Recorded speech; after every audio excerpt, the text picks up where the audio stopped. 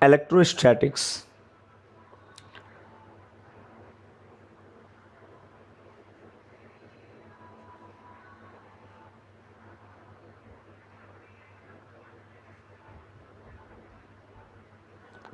Coulomb's law.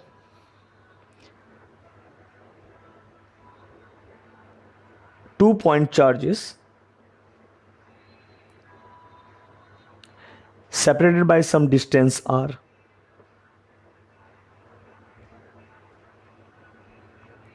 The force of attraction or repulsion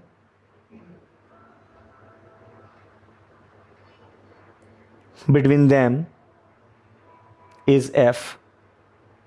Then this force is proportional to product of the charges Q1, Q2 and inversely proportional to square of distance between them. Combining this, force is proportional to product of charges by distance square,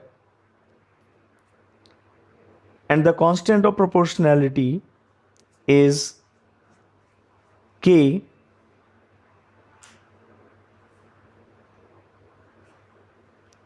where K is equal to 1 by 4 pi epsilon 0 in SI system, which is equal to 9 into 10 raised to the power 9.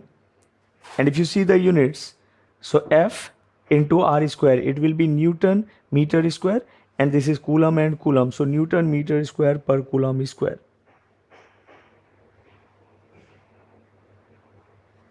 Now this is Coulomb's law. So what is Coulomb's law? So force of attraction or repulsion between 2-point charges. So 2-point charges can attract each other or repel each other. The force is directly proportional to the product of charges Q1 and Q2. It is inversely proportional to square of distance between them. Here the distance between them is R.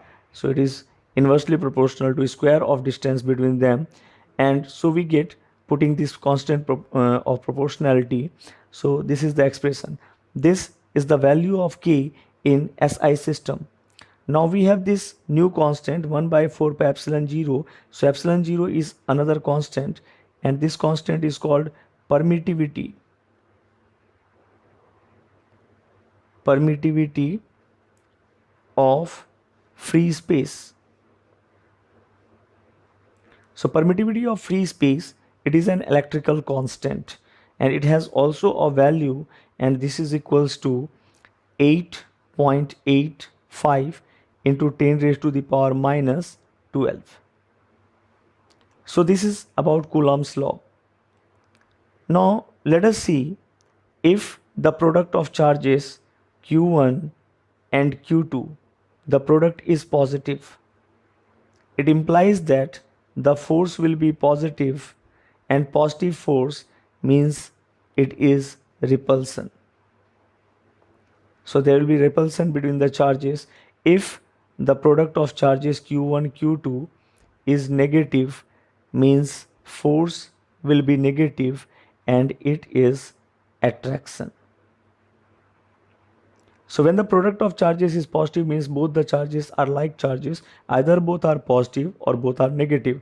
And when the product is negative, it means one of the charge is positive and another charge is negative. So this force will be attractive in nature. Now we come to the other aspect of Coulomb's law, that is vector form. Vector form. Okay, what is the need of vector form? We know that force is not a scalar quantity, force is a vector quantity.